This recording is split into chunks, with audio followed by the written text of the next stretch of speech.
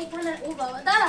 তো বন্ধুরা এই যে ঠাকুর এখন আর মুখ দেখাবো না তোমাদের, কেন পূর্ণিমা পড়েনি তো, কালকে মুখ দেখাবো তোমাদের।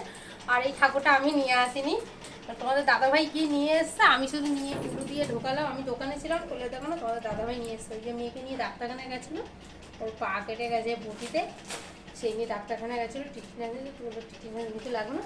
একবার বললাম দাদা তুমি ঠাকুরটা একটু দেখে শুনে ভালো দেখে নিয়ে এসো। তবে ভালোই হয়েছে, তোমাদের আমি কালকে থাকবো, ঠিক আছে?